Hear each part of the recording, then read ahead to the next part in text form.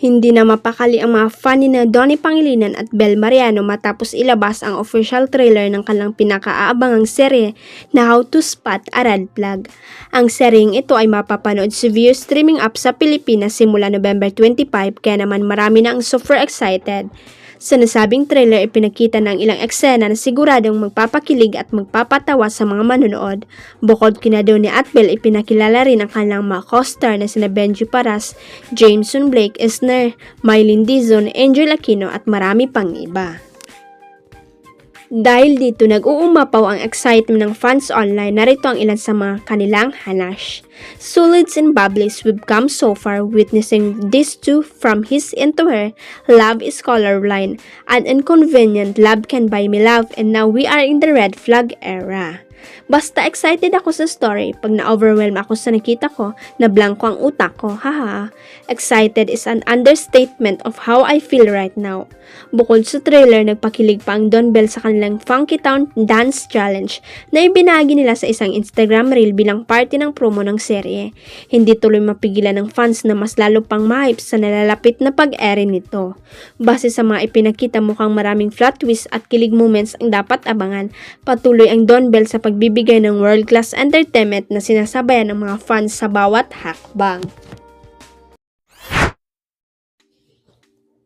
Special guest performer si Vice ganda ng Day 2 na dapat ay Day 3 ng sold-out concert ng BINI, ang Granny Viniverse. Umaga pa lang ay nasa Araneta Coliseum ng mga VIP standing ticket holders para makakuha ng malapit na pwesto sa 360 stage. Nang magsimula ang main show ng 7 PM ay halos mapuno ng hiyawan ang venue nang lumabas mula sa isang malaking bulaklak ang 8 miyembro ng grupo na sina Aya, Colette, Maloy, Gwen, Stacy, Mika, Joanna at Sheena.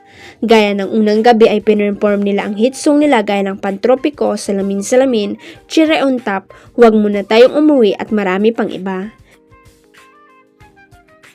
Pero highlight sa gabing iyon ang performance ni Vice ng kanyang kantang Rampa kung saan may bonggang change costume siyang ginawa at gayon din ang fan talk niya sa grupo.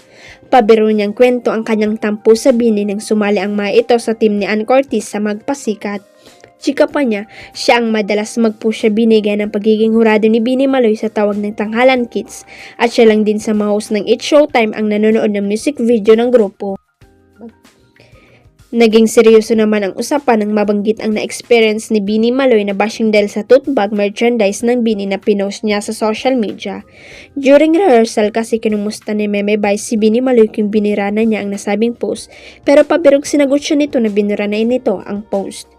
Nang muli silang magkita ay inasuli siya ni Meme Vice at doon lang sinabi ni Bini Maloy na hindi talaga kanya ang tote bag picture sa kanyang social media.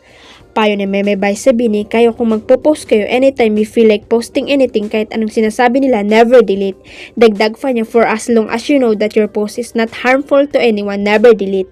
Hold your power, huwag niyong ibigay sa mga tao, lalo na yung mga hindi nagmamahal sa inyo, yung power to control you. Never let that happen. Huwag kalimutang i-click ang subscribe button at i-ring ang notification bell para sa latest at legit chika updates.